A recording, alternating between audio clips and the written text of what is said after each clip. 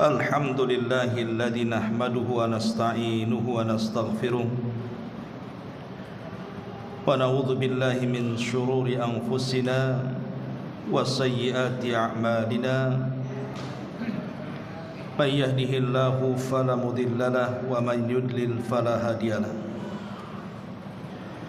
Asyhadu an la ilaha illallah wahdahu rabbi la syarikalah wa asyhadu anna Muhammadan abduhu wa rasuluhu alladzi la nabiyya ba'dah, amma ba'du.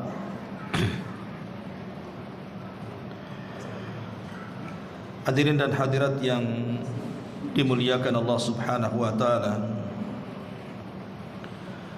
alhamdulillah di malam hari ini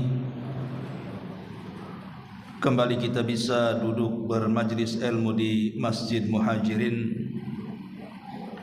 Salawat dan juga salam tetap kita hadiahkan kepada Rasul kita Nabi besar Muhammad sallallahu alaihi wa ala alihi wasallam. Pembahasan di malam hari ini adalah pembahasan yang sangat penting sekali, bicara tentang asluddin, asal daripada agama. Bahkan pembahasan ini mencakup seluruh agama dan kehidupan kita, sebab menjadikan kita masuk surga. Dan kalimat yang indah yang Allah Subhanahu wa taala katakan syajaratun thayyibah, serta menjadi fitrah yang Allah Subhanahu wa taala fitrahkan kepada kita. Apa itu? Al-ikhlasu, keikhlasan. Jadi malam hari ini kita akan membahas tentang ikhlas. Apa itu ikhlas? Kemudian ciri-cirinya dan apa keutamaannya, serta apa pengaruhnya dalam kehidupan kita. Ma'asyiral muslimin yang dimuliakan Allah Subhanahu wa taala, satu hari Umar bin Khattab radhiyallahu an sedang duduk bersama putranya Abdullah ibnu Umar radhiyallahu anhuma, memandang betapa banyaknya jemaah haji yang sedang berkumpul di Arafah, sehingga putranya Abdullah bin Umar mengatakan, alangkah banyaknya orang-orang yang melaksanakan haji. Maka Umar radhiyallahu anhu mengatakan, ya betul, yang haji memang banyak, tetapi yang ikhlas dengan hajinya itu sedikit.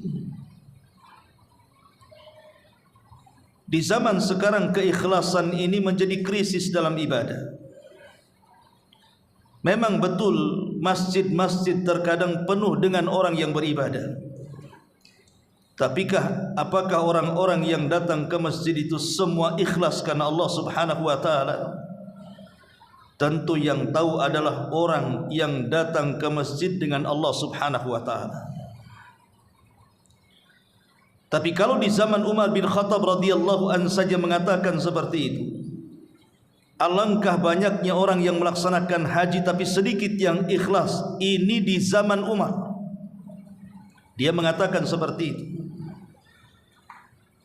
Di mana di zaman itu disabdakan Nabi SAW sebagai zaman terbaik. Khairun nasi qarni thumma alladhina yalunahum thumma alladhina yalunahum. Sebaik-baik manusia adalah generasiku, maksudnya aku dan para sahabat. Kemudian generasi setelahnya para tabi'in, dan generasi setelahnya para tabi'ut tabi'in.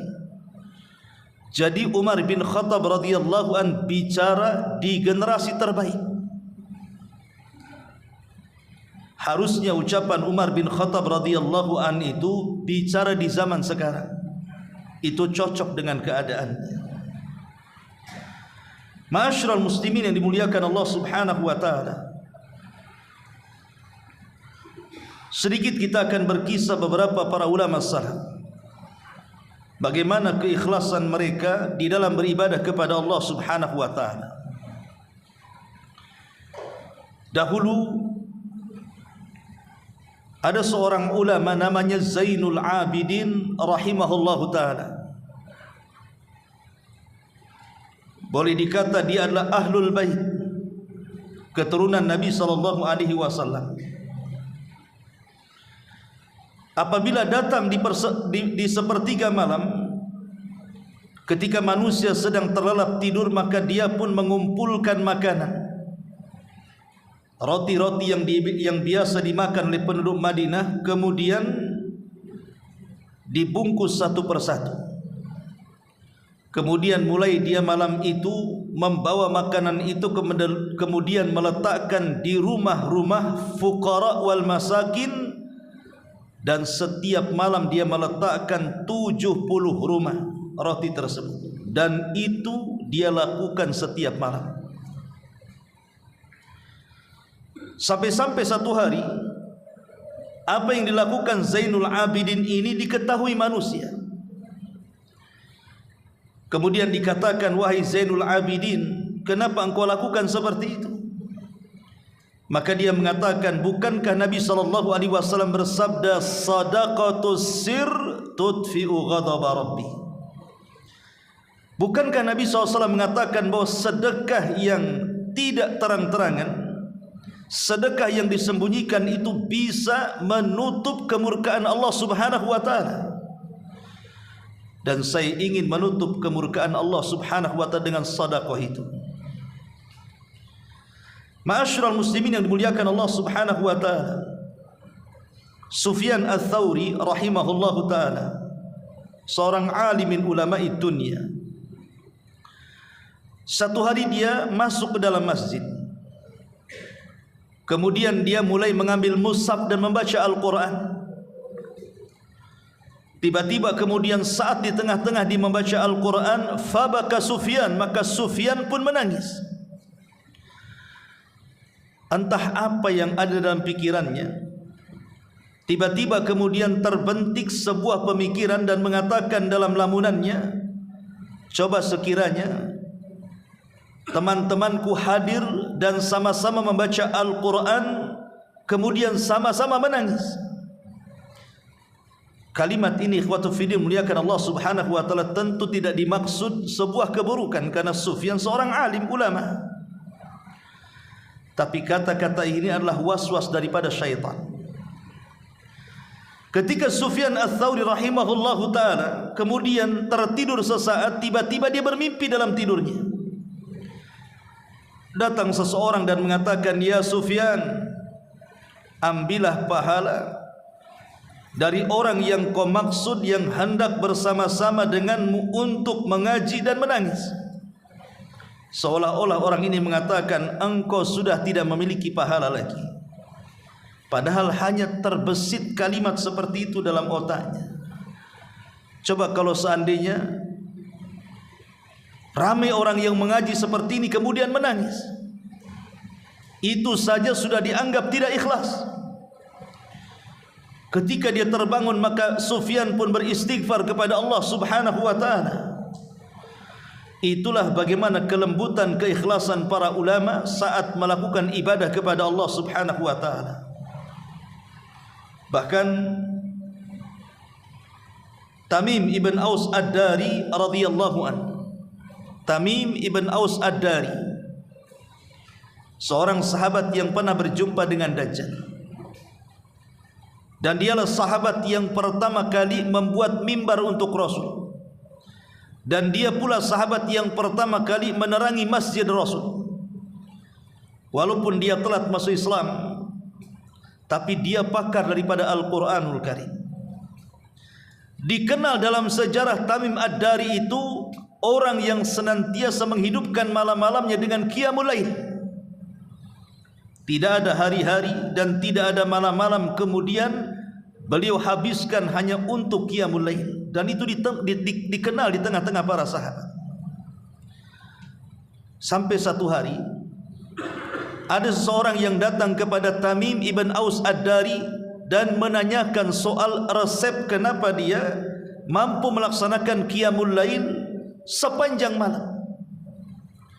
Tiba-tiba dia pun marah dan mengatakan, "Ya fulan, seandainya solatku satu malam itu tidak diketahui manusia, jauh lebih baik dibandingkan selama malam-malam yang aku lewati aku solat sementara manusia mengetahuinya.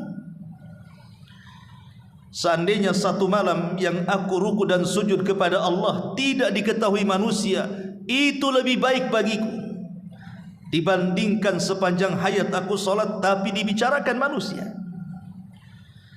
Begitulah keikhlasan para sahabat. Bahkan Abdullah ibn Mubarak radhiyallahu rahimahullahu taala, seorang ulama tabi'in, diceritakan oleh teman-temannya ketika dia safar, kemudian beristirahat di sebuah tempat dan malam pun sudah mulai gelap. Mulailah di antara teman-teman daripada Abdullah ibn Mubarak ini menyalakan lilin ataupun obor. Tiba-tiba datang angin, kemudian memadamkan lilin atau obor tersebut sesaat. Kemudian teman-temannya Abdullah ibn Mubarak sibuk untuk menyalakan lilin dan obor tadi. Ketika lilin itu sudah nyala, adalah salah seorang di antara mereka melihat wajah daripada Abdullah ibn Mubarak penuh dengan tangisan. Sehingga kemudian dia mendekati dan mengatakan, "Wahai Ibnu Mubarak, wa ma yubkik, apa yang membuat Anda menangis?" Kemudian Abdullah ibn Mubarak mengatakan, "Tadzakartu zulmatal qabri." Sungguh aku teringat dengan gelapnya kuburan kelak kalau Allah takdirkan aku meninggal. Lihat bagaimana Abdullah ibn Mubarak ketika terjadi kegelapan langsung teringat kuburan. Itulah orang-orang ikhlas, orang-orang yang senantiasa mengingat akhirat setelah kematian. Bahkan Muhammad ibn Sirin rahimahullahu ta'ala, apabila datang di siang hari layaknya seperti orang biasa, berpura-pura bercanda, berpura-pura tertawa.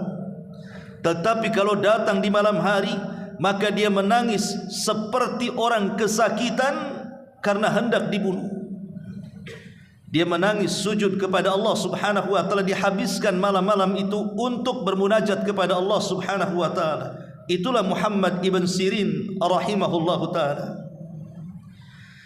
Bahkan Ayyub As-Sikhtiyani rahimahullahu ta'ala, seorang ulama salaf juga, apabila dia sedang membaca Al-Quran, kemudian dia membaca ayat-ayat tentang azab, ayat-ayat tentang siksa, dia pun menangis. Ketika tiba-tiba dikejutkan dengan seseorang yang masuk ke dalam masjid, maka dia berpura-pura dia tidak sedang menangis, dan dia berpura-pura seolah-olah dia sedang flu, dia sedang batuk, supaya orang tidak tahu dia sedang menangis. Begitulah bagaimana para ulama salaf menyembunyikan keikhlasan mereka kepada Allah subhanahu wa ta'ala. Bahkan Ibnu Abi Dunya, Imam Ibnu Abi Dunya rahimahullahu ta'ala, apabila dia sedang solat di rumahnya, tentunya solat sunnah, karena solat wajib bagi laki-laki di masjid. Apabila dia sedang solat sunnah di rumahnya, tiba-tiba kemudian datang tamu, maka dia langsung membatalkan solatnya dan berpura-pura berbaring, supaya tidak tahu dia sedang solat. Begitulah para ulama salaf, kemudian mereka melindungi keikhlasan mereka kepada Allah subhanahu wa ta'ala. Bahkan dijelaskan tentang Hasan ibn Sinan rahimahullahu ta'ala. Hasan ibn Sinan harus menyembunyikan ibadahnya kepada istrinya sendiri. Jadi kalau di malam hari diceritakan istrinya sendiri, terkadang istrinya harus berpura-pura tidur. Karena Hasan bin Abi Sinan rahimahullahu ta'ala ini, kalau nampak istrinya sedang tertidur, maka dia pura-pura keluar dari ranjangnya, kemudian mengambil wudhu, kemudian qiyamul lail. Kalau seandainya dia mendapatkan gerakan dari istrinya seolah-olah dia bangun, maka segera dia menyelesaikan solatnya dan beranjak ke tempat tidurnya lagi. Sampai istrinya satu hari dia berpura-pura tidur. Tapi sampai kapan seperti itu, menyiksa diri?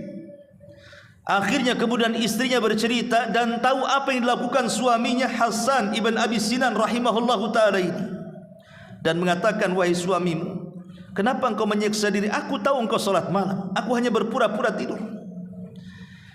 Maka Hasan ibn Abi Sinan rahimahullahu ta'ala mengatakan, wahai istriku, aku takut kalau malam ini adalah malam terakhir bagiku, sehingga aku ingin menghabiskan seluruh malamku untuk qiyamul lail.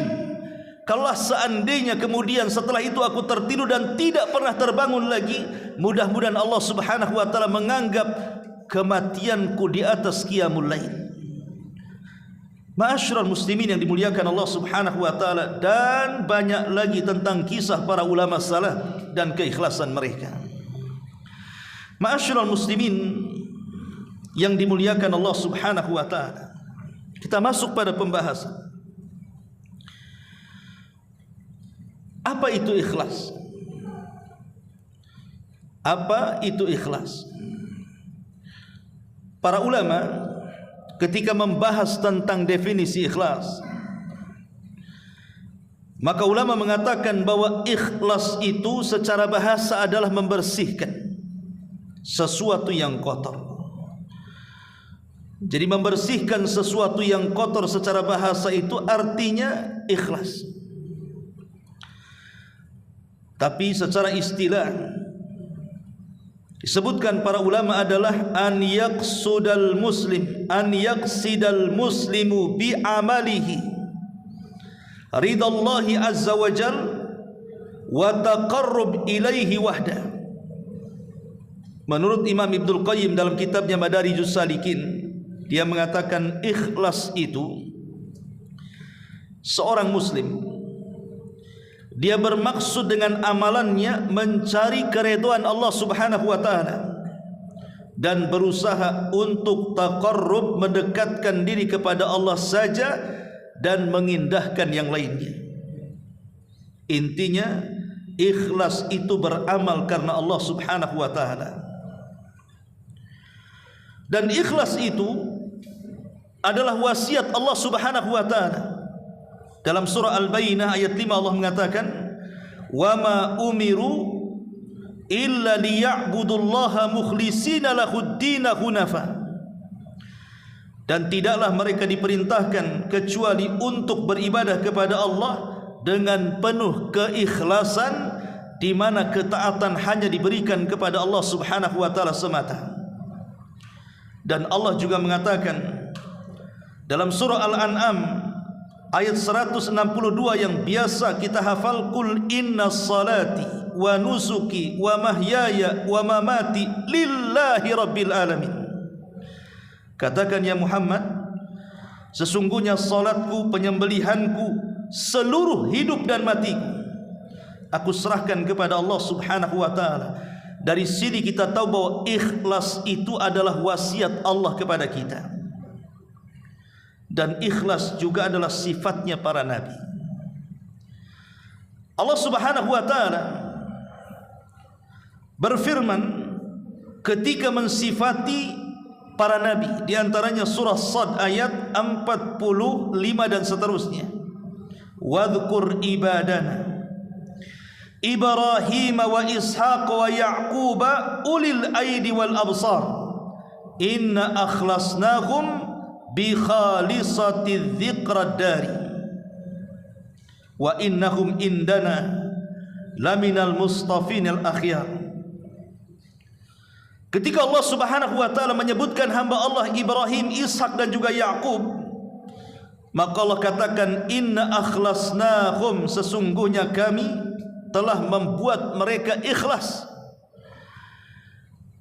Jadi para nabi adalah manusia-manusia yang sangat ikhlas kepada Allah subhanahu wa ta'ala.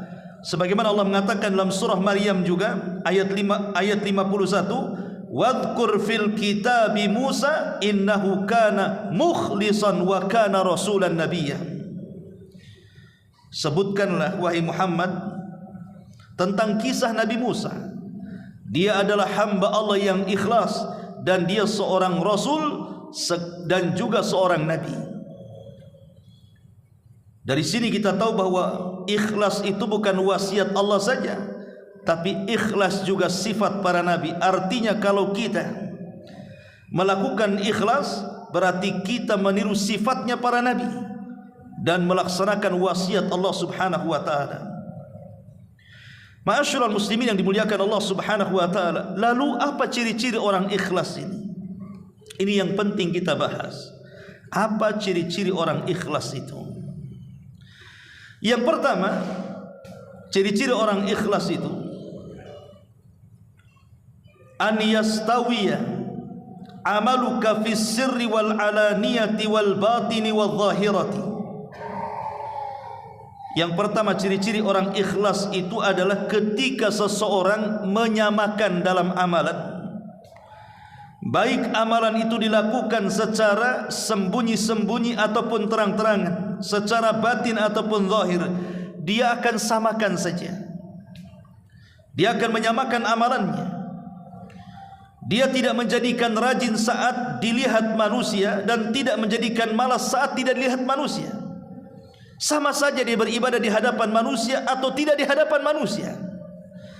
Itulah ikhlas, dan ini yang paling berat. Karena terkadang setan itu datang kepada kita memberikan was-was. Kemudian setan itu memberikan was-was agar kita dipuji, didengar, disanjung dan begitu seterusnya. Sehingga banyak di antara manusia nampak ketidakikhlasannya. Kalau di hadapan manusia dia rajin, kalau di hadapan manusia dia khusyuk. Ketika tidak ada manusia, dia menjadi pemalas dan tidak mau beribadah kepada Allah Subhanahu wa taala. Maka ini alamat yang pertama, ketika kita bisa menyamakan antara ibadah, baik ibadah itu terang-terangan ataupun tidak, tetap dia beribadah kepada Allah Subhanahu wa taala. Yang kedua, an yastawiya indakal madhu wadzam. Ketika dia tidak terpengaruh dengan pujian dan celaan. Ketika seseorang itu tidak terpengaruh, hatinya tetap seperti itu. Karena bagaimanapun hati orang-orang ikhlas itulah tataghayyar, tidak mungkin berubah. Dipuji manusia tetap seperti itu, dicela manusia juga tetap seperti itu. Jadi ketika hati orang-orang yang ikhlas ini tidak berubah dengan pujian dan celaan, berarti hati seseorang itu memang ikhlas karena Allah Subhanahu wa taala. Karena ada orang yang ketika kemudian dia melakukan amal saleh, dipuji manusia, maka dia seolah-olah bersyukur dengan amalannya. Tapi ketika dicela manusia, dia sakit hati. Akhirnya kemudian dia meninggalkan ibadah. Ini yang kedua. Yang ketiga, alla tatluba syuhudan ala amalika illallah. Ketika kita tidak memerlukan saksi atas amalan kita kecuali Allah. Dalam beribadah tidak perlu saksi. Raqib dan atid sudah menyaksikan kita. Catatan amal nanti yang akan membuktikan amalan kita. Bahkan lebih daripada itu, Allah Subhanahu wa taala melihat kita. Sehingga tanda orang ikhlas itu tidak berhajat kepada saksi. Tidak berhajat kepada orang yang melihat amalannya. Karena di zaman sekarang ini, terkadang kalau orang bersedekah kemudian tidak disaksikan, atau tidak disebut namanya, atau tidak ditempelkan di tempat-tempat umum namanya, akhirnya kemudian dia merasa kecewa. Padahal di antara ciri-ciri ikhlas itu adalah dia tidak berhajat kepada saksi dalam peramalannya. Kemudian yang keempat, alla ya'mal al-amal min ajli an yarahun nas au yasma'u bihi. Ketika seseorang beramal, dia tidak hendak beramal untuk supaya manusia mendengarnya atau sum'ah, ataupun manusia melihatnya atau riya. Karena dalam hadis Nabi SAW mengatakan, man samma'a samma Allahu bihi wa man yura'i yura'illahu bihi. Siapa yang ingin didengar maka Allah akan menjadikan didengar, dan siapa yang ingin terlihat maka Allah akan menjadikannya terlihat. Artinya di dunia kita boleh jadi mungkin beramal saleh, orang menganggap itu sebuah kebaikan, tapi nanti di akhirat Allah Subhanahu wa taala akan bongkar semuanya. bahwa anda ini beramal bukan karena Allah tapi karena manusia, seperti hadis Nabi SAW yang menjelaskan tentang 3 kelompok yang pertama kali disentuh api neraka. 3 kelompok ini mereka beramal bukan amalan kecil tapi amalan besar. Yang satu berjihad menyerahkan jiwanya, yang satu menghabiskan waktu-waktu dari kecil sampai besar mempelajari Al-Quran kemudian mengajarkannya, yang satu menghabiskan waktunya untuk mencari kekayaan, setelah kaya dia berinfak dengannya. Tapi 3-3 ditolak oleh Allah Subhanahu wa taala dan menjadi orang yang pertama disentuh api neraka. Kenapa? Karena riya dan sum'ah. Ketika Allah Subhanahu wa taala memanggil orang yang mati syahid, kemudian digambarkan bagaimana amalan di dunia saat dia berperang, saat dia diserang oleh musuh kemudian mati syahid, itu di layar tancapkan di hadapan dia. Kemudian Allah mengatakan, betul itu kamu yang berperang itu? Maka dia mengatakan, ya Rabb, itu saya yang di situ. Maka Allah Subhanahu wa taala mengatakan, apa yang kau lakukan di situ?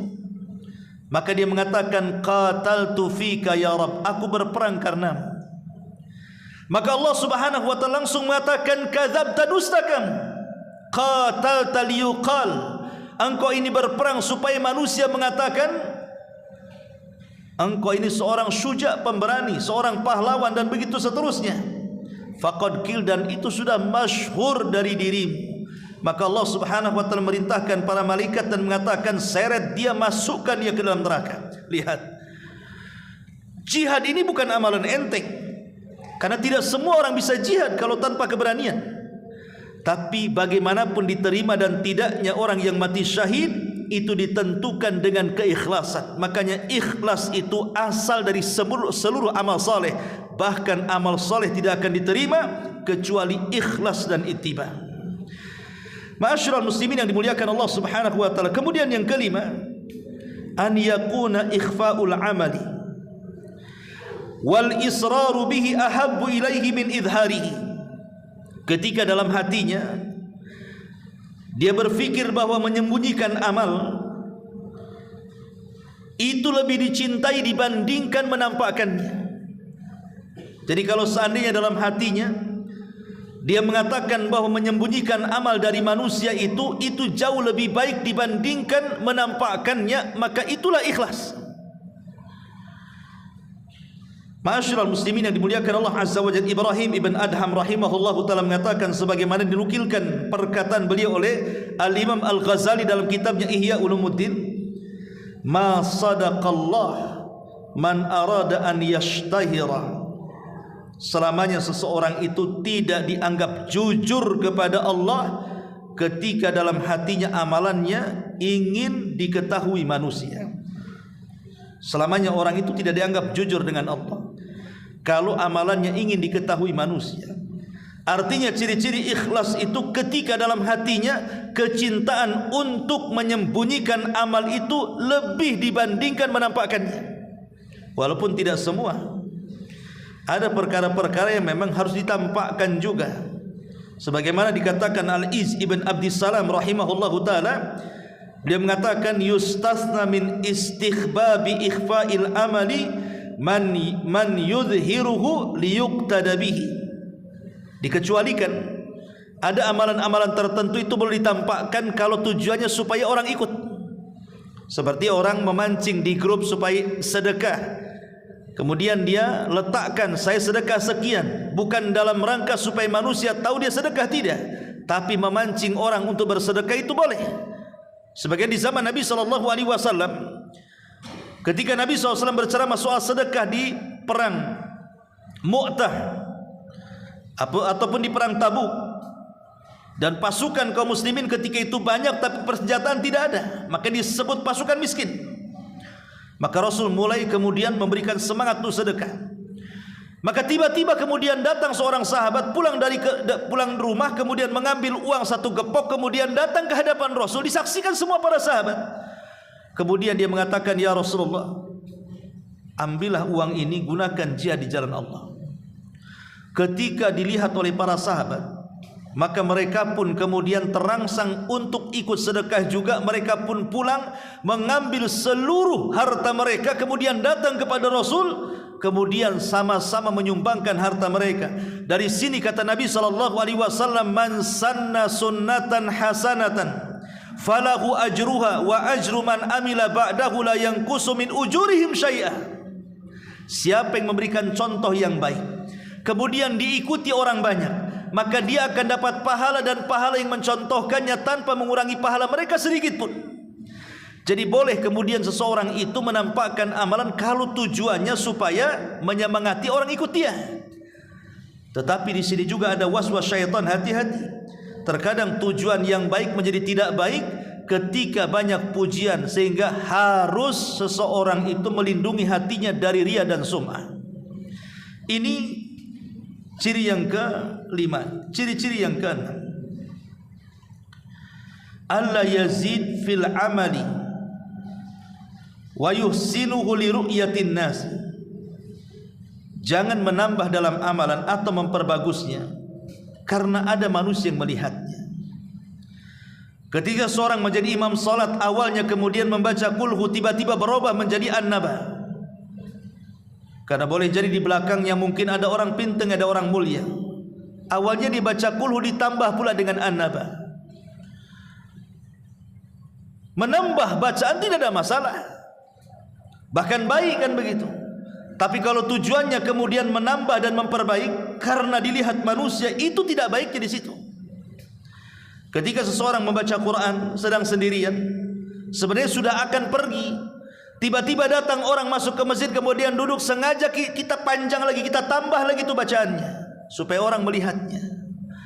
Seseorang bersedekah, niatnya itu sudah dia bawa uang 10.000, tapi karena orang banyak gak enak, akhirnya dimasukkan 100.000.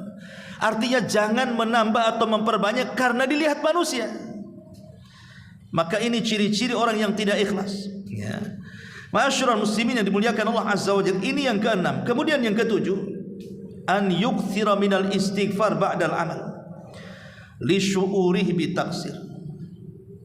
Kalau kita sudah beramal saleh, antum sudah bersedekah, antum sudah membaca Quran, sudah salat malam, antum sudah silaturahim, apalah sebutkan ibadahnya, maka lakukan istighfar setelah ibadah. Ibadah apapun, setelah kita melaksanakan ibadah langsung istighfar. Kenapa? Karena istighfar ini salah satu amalan untuk menutupi perkara-perkara yang kurang dalam ibadah. Sehebat apapun orang sholat, pasti ada kekurangannya. Apalagi zaman sekarang kan, sekhusyuk apapun orang sholat itu pasti ada kekurangannya. Lah mudah-mudahan kekurangan itulah ditempel dengan istighfar. Makanya kita lihat syariat setelah sholat wajib itu apa? Saat zikir pertama kali kita membaca istighfar dulu. Astaghfirullahaladzim, astaghfirullahaladzim, astaghfirullahaladzim. Kan begitu. Kenapa demikian? Karena tidak ada sholat seseorang itu sempurna 100%, tidak. Pasti ada kekurangannya. Entah dia tidak khusyuk, entah dia banyak berfikir, entah gerakannya tidak tumaknina, dan begitu seterusnya. Lah kekurangan-kekurangan itu bisa ditempel dengan istighfar. Maka amalan apapun tidak mesti sholat, bisa sedekahnya, bisa silaturahimnya, bisa baca Qurannya. Maka setelah amalan apapun akhiri dengan istighfar. Makanya kenapa para ulama ketika menyebut 4 amalan penting dalam tahajud di sepertiga malam akhir, setelah kita melaksanakan tahajud kemudian kita membaca Quran, setelah kita membaca Quran kemudian kita berdoa, setelah kita berdoa tutuplah itu semua dengan istighfar. Sebagaimana Nabi SAW mengatakan, Allah turun di sepertiga malam akhir kemudian mengatakan kepada hambanya, man yad'uni fa astajibalah, wa man yas'aluni fa aghfirullah, wa man yastaghfiruni fa aghfirullah. Siapa yang berdoa aku kabulkan, siapa yang minta aku kasih, siapa yang istighfar ku beri ampunan. Lihat kalimat istighfar dibelakangkan setelah kalimat doa ataupun zikir. Karena istighfar inilah bisa muslimin yang dimuliakan Allah Subhanahu wa taala. Makanya seseorang itu harusnya dalam hatinya selalu merasa kurang dalam ibadah, merasa ada ketidaksempurnaan dalam ibadah. Jangan sampai dalam hati kita itu merasa bahwa ibadah kita sudah sempurna. Jangan, karena itu bagian daripada ujub. Lihat bagaimana Ibnu Abi Mulaikah rahimahullahu ta'ala, dia mengatakan sebagaimana asar ini dikeluarkan Imam Bukhari. Beliau mengatakan adarabtu 30 min ashabi Muhammadin sallallahu alaihi wasallam kulluhum yakhafun nifaq ala nafsihi ma minhum ahadun yaqul imanuhu ka imani Jibril. Kata Ibnu Abi Mulaikah rahimahullahu ta'ala, dia mengatakan aku pernah berjumpa, karena dia seorang tabi'in, artinya berjumpa dengan sahabat. Dia mengatakan dari sahabat Nabi Muhammad sallallahu alaihi wasallam seluruhnya takut akan sifat nifak, dan tidaklah salah seorang di antara mereka mengatakan bahwa iman kami sama dengan iman Jibril. Begitulah para sahabat Nabi sallallahu alaihi wasallam, sekelas Umar bin Khattab saja, ketika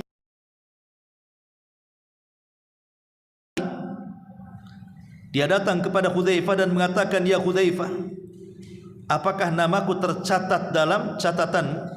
Hudzaifah mengatakan, oh tidak bisa wahai Umar, aku sudah dilarang Rasul, tidak ada yang tahu kecuali aku dan dia. Kemudian Umar memaksa, ya Hudzaifah, tolong, apakah ada namaku dalam catatan? Maka Hudzaifah mengatakan, tidak ada wahai Umar, dan engkau saja yang akan kujawab. Lihat bagaimana Umar bin Khattab radhiyallahu an ketakutan dalam kehidupannya kalau nama dia tercatat bagian daripada munafik. Itu bentuk bagaimana Umar radhiyallahu an dia menganggap dirinya masih banyak kekurangan. Bahkan Handalah, seorang sahabat Nabi sallallahu alaihi wasallam yang ketika meninggal ruhnya dibesarkan para malaikat, karena saat dia meninggal dalam mati syahid dia tidak sempat mandi junub. Ketika dia meninggal, para malaikat rebutan ruhnya, kemudian dimandi besarkan para malaikat, dimandi junubkan para malaikat. Maka disebut Handalah ghasilul malaikah, Handalah sahabat yang dimandi besarkan para malaikat. Satu hari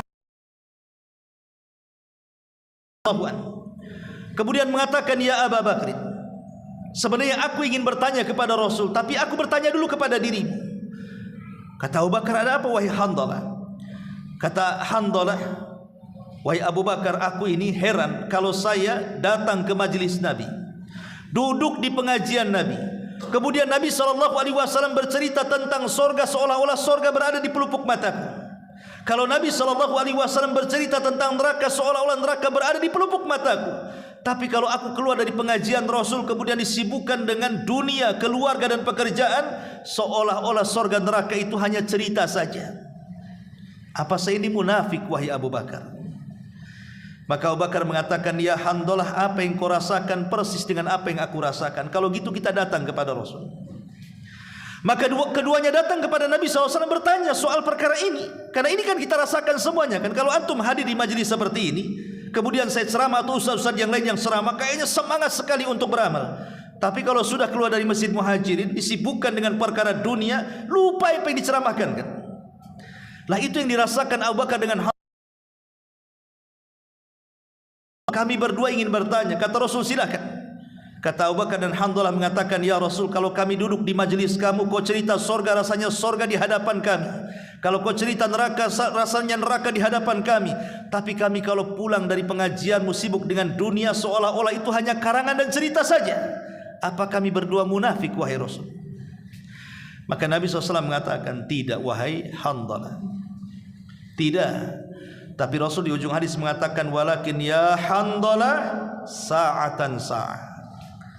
Akan tapi wahai Handalah, tetaplah kau, kalau kau sibuk dengan pekerjaanmu, jangan pula disibukkan untuk ngajimu. Sewaktu-waktu kau ngaji, sewaktu-waktu kau ngejar dunia. Jangan kau habiskan mengejar dunia terus tidak ngaji, supaya engkau tidak menjadi munafik. Ma'asyiral muslimin yang dimuliakan Allah Subhanahu wa taala. Yaqulu Ayyub As-Sikhtiyani rahimahullahu taala, berkata Ayyub As-Sikhtiyani rahimahullah tadi mengatakan, idza dzukira as-salihun kuntu anhum mu'tazilin. Apabila disebutkan nama-nama orang saleh di hadapanku, kata Ayyub As-Sikhtiyani, seolah-olah aku tidak ada apa-apanya dengan mereka. Padahal siapa Ayyub As-Sikhtiyani? Seorang alim min ulama dunia. Tapi dia merasa kecil kalau disebutkan orang soleh. Dia seolah-olah bukan bagian daripada mereka. Persis seperti yang dikatakan Imam Syafi'i rahimahullahu ta'ala. Apa kata Imam Syafi'i? Uhibbus salihina walastu minhum. Aku cinta dengan orang-orang soleh, tapi aku bukan bagian daripada orang soleh. Lihat, kalau Imam Syafi'i mengatakan seperti itu, aku cinta dengan orang soleh, tapi aku bukan bagian daripada orang soleh. Padahal kita tahu Imam Syafi'i orang soleh. Tiba-tiba kemudian hari ini ada orang mengatakan bahwa sudah merasa dirinya orang soleh. Allah Azza wa Jalla. Kemudian Muhammad ibn Wasi rahimahullah mengatakan, "Lau kana yujadu lidzunubi rihun ma qadartum an tadnuwa minni minnatani rih." Kata Muhammad ibn Wasi, dia mengatakan, seandainya dosa itu ada baunya, seandainya dosa itu ada baunya, tentu kalian tidak mungkin sanggup mendekati diriku karena bau busuk yang keluar dari badanku. Lihat kata-kata Muhammad ibn Wasi, dia mengatakan dalam kitab Sifatus Safwah, kalau seandainya dosa itu ada baunya, tentu kalian tidak mungkin dekat-dekat kepadaku karena badanku akan mendatangkan bau yang menyengat. Seolah-olah dia merendahkan dirinya. Dia tidak menganggap dirinya itu sempurna dan saleh. Ada perkara-perkara yang mungkin orang tidak tahu dari aib, yang hanya dia dengan Allah yang tahu. Sampai Imam Ahmad ketika ke pasar, dia berlanja. Namanya imam dunia, orang pasar kenal semuanya. Ketika Imam Ahmad menjinjing barang, semua murid-muridnya berhamburan dari pasar dan mengatakan, "Ya Imam, biar barang-barangmu aku bawa, kau pulang saja, kau pulang badan, ini barang-barang kami bawa." Tapi Imam Ahmad rahimahullah ta'ala mengatakan, "Biarkan aku yang bawa. Sesungguhnya kalian tidak tahu aib yang aku lakukan antara aku dengan Allah. Kalau kalian tahu aibku, tentu kalian meletakkan pasir di kepalaku," katanya. Itu sekelas Imam Ahmad. Tahu bahwa dirinya itu banyak taksir, banyak kekurangannya. Maka ciri orang yang ikhlas apabila beramal saleh setelahnya langsung istighfar, karena kita mengetahui bahwa kita ini banyak kekurangan di hadapan Allah Azza wa Jalla. Kemudian yang kedelapan, al-farahu bi taufiqillahi lil amali salih. Senang dengan taufik dari Allah ketika ada dorongan untuk beramal saleh. Allah Subhanahu wa taala mengatakan dalam surah Yunus ayat 58, "Qul," katakan ya Muhammad, "bi fadlillahi wa bi rahmatihi fabidzalika falyafrahu huwa khairun mimma yajma'un." Katakan ya Muhammad, karena karunia Allah dan rahmatnya, dengan itulah kalian berbahagia, itu lebih baik daripada dunia yang kalian kumpulkan. Artinya, kalau dalam hati kita terbentik ingin melakukan amal kebaikan, langsung lakukan. Jangan ditunda-tunda. Makanya Rasul mengatakan, man aradal hajj falyata'ajjal. Barang siapa yang ada keinginan haji, dia sudah punya uang, badannya sehat, berangkat, kata Rasul. Karena bisa saja ada penghalang setelahnya. Kemudian setelah berangkat dan setelah haji, berbahagialah karena kita bisa melaksanakan taufik dari Allah Subhanahu wa taala. Itu ciri-ciri orang yang hatinya ikhlas, ya. Berbahagia dengan taufik dari Allah untuk melakukan amal saleh. Jadi kalau terbentik dalam hati kita, nanti malam saya ingin tahajud, betul-betul ketika terbangun dia tahajud, kemudian dia bahagia dengan tahajudnya. Karena begini, ikhwatu fillah, muliakan Allah Azza wa Jalla, kita bertanya jujur pada diri saya, Anda atau siapapun. Siapa di antara kita yang menyengaja bangun tengah malam kemudian salat malam? Siapa di antara kita yang menyengaja bangun tengah malam diniatkan untuk tahajud, baca Quran, zikir, kemudian berdoa dan istighfar? Ataupun siapa di antara kita yang menyengaja kemudian berpuasa, tidak ada orang yang tahu kecuali kita dengan Allah? Atau siapa di antara kita ini yang bersedekah tidak ingin diketahui, cukuplah dia dengan Allah? Atau siapa di antara kita yang kemudian datang ke masjid ketika tidak ada orang, kemudian masuk ke masjid, ambil mushaf, kemudian membaca Quran lillahi ta'ala? Di zaman sekarang ini, orang yang melakukan seperti ini jarang, ikhwan.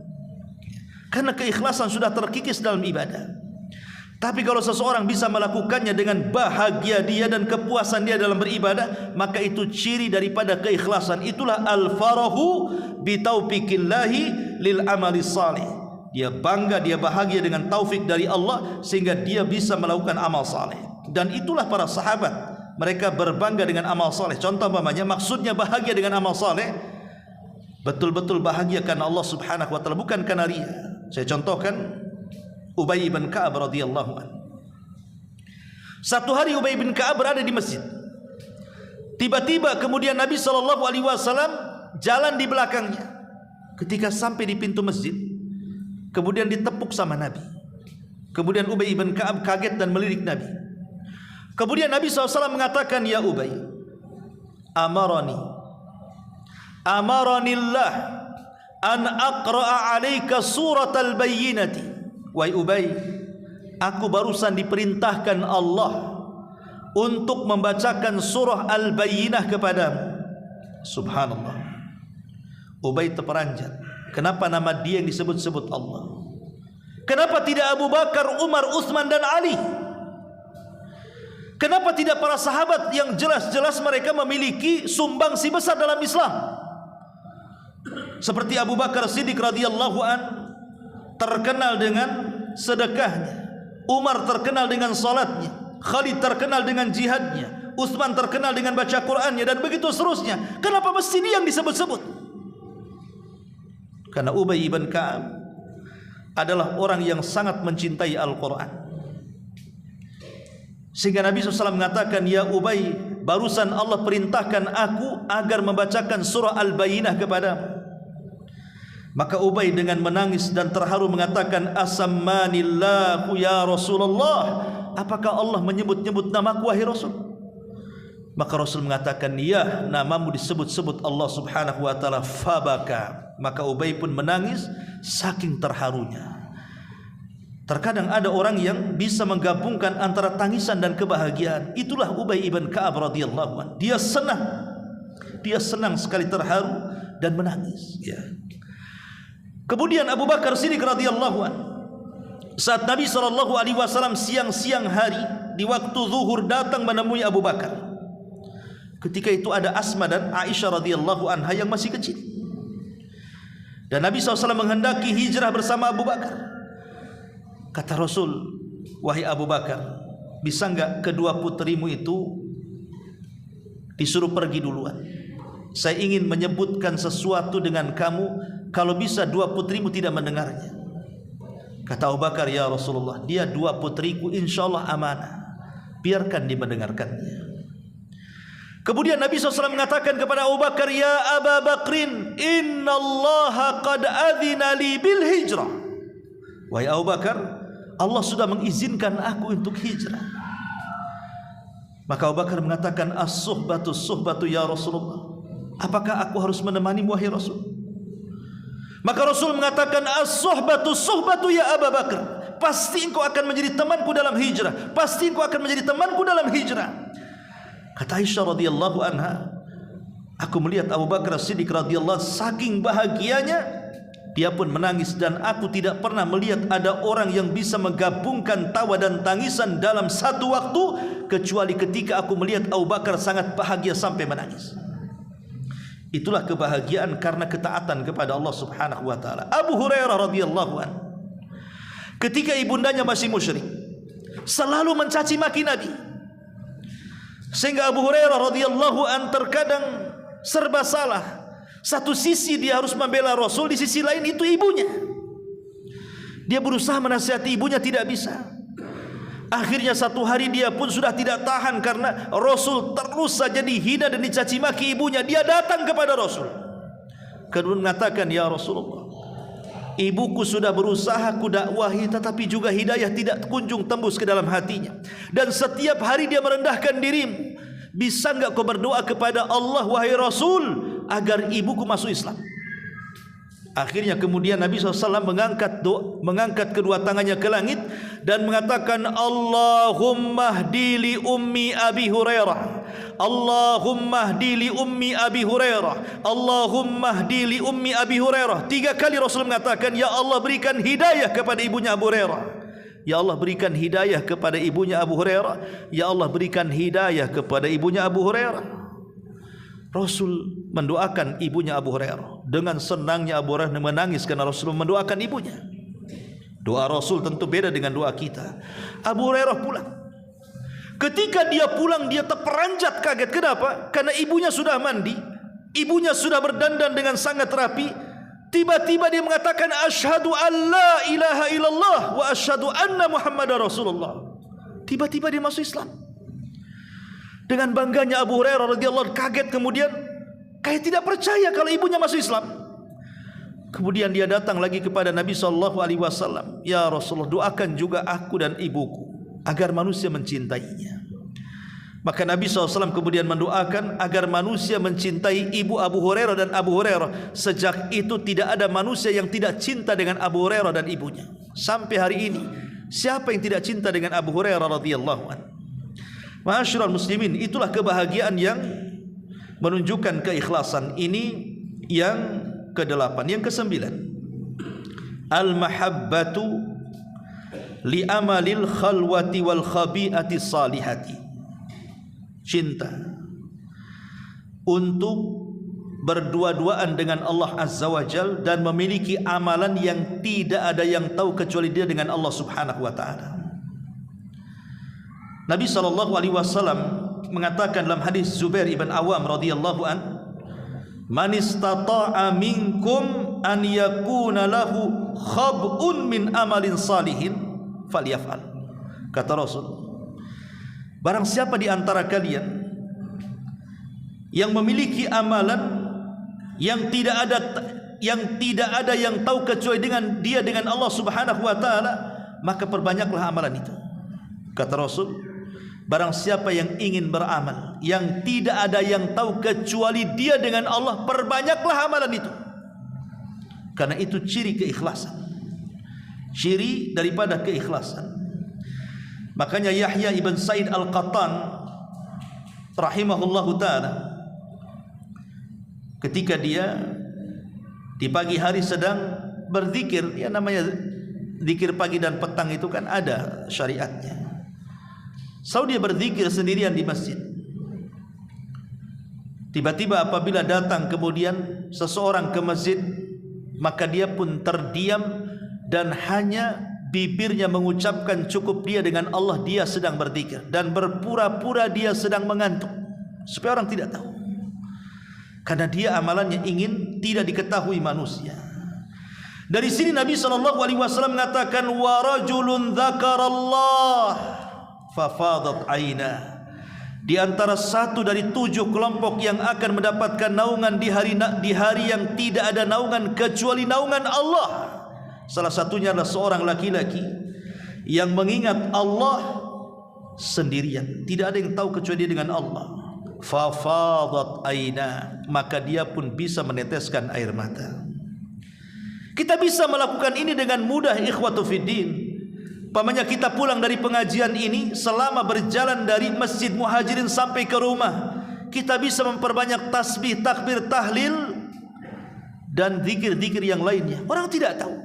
Anda sedang naik motor, Anda sedang naik mobil, Anda sedang jalan kaki. Siapa yang tahu zikirnya antum dari Masjid Muhajirin ke rumah malam-malam? Cukuplah kita dengan Allah Azza wa Jalla. Atau tadi yang saya katakan, tengah malam kita bangun kemudian tahajud, kemudian kita sedekah, tidak ada yang tahu kecuali Allah, dan begitu seterusnya.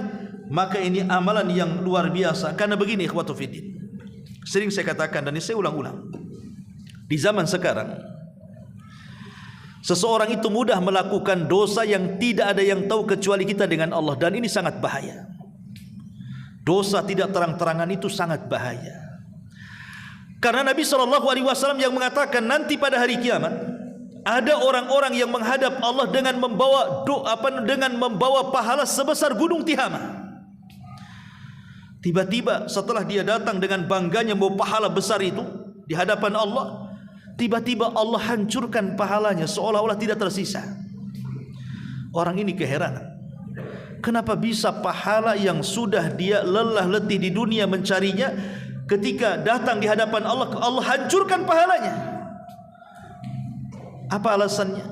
Kata Nabi SAW, karena orang ini idza khalau bimaharimillahi intahaquha. Karena orang ini kalau sedang bersendirian dan di hadapannya ada maksiat, maka dia pun bermaksiat tidak terang-terangan. Ingat, maksiat tidak terang-terangan itu bisa menghancurkan pahala yang besar. Dan sekarang maksiat terang-terangan itu hampir kita lakukan setiap menitnya. Dengan handphone pintar kita ini, dengan HP pintar kita ini, hari-hari kita maksiat kan. Antum melihat handphone itu, apa yang antum lihat?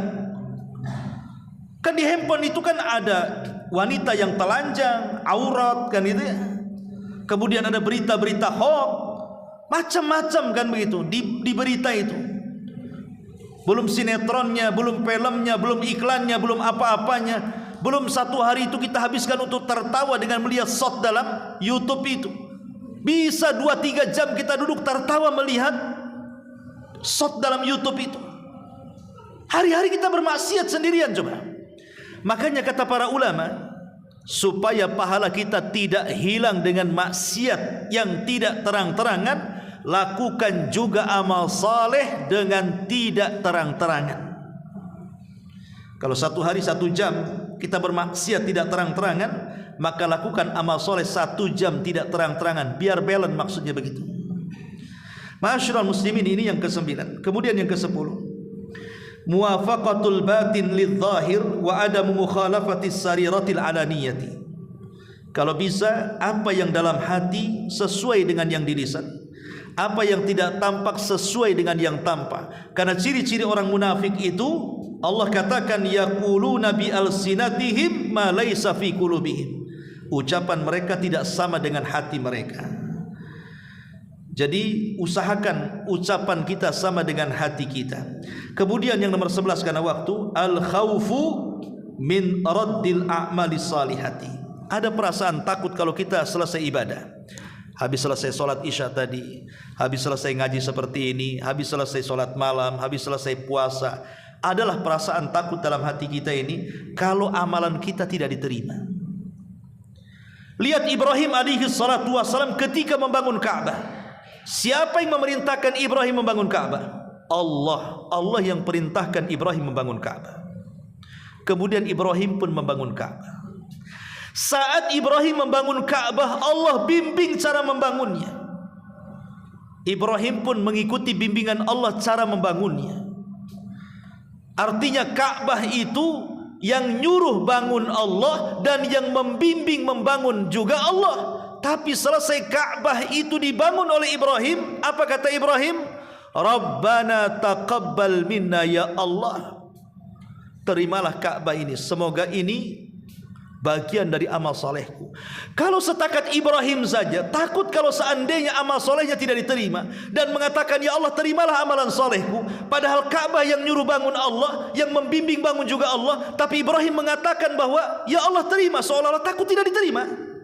Apalagi kita, gitu maksudnya. Jangan merasa amalan kita ini diterima. Tidak ada yang tahu amalan kita diterima. Makanya ketika Allah Subhanahu wa taala berfirman dalam surah Al-Mu'minun ayat 60 itu, walladzina yu'tuna ma atau wa qulubuhum wajilatun annahum ila rabbihim raji'un. Dan mereka yang memberikan apa yang mereka berikan sedekah dengan hati penuh rasa takut, karena mereka tahu bahwa sesungguhnya mereka akan dikembalikan kepada Rabbnya. Aisyah radhiyallahu anha bertanya soal ayat ini,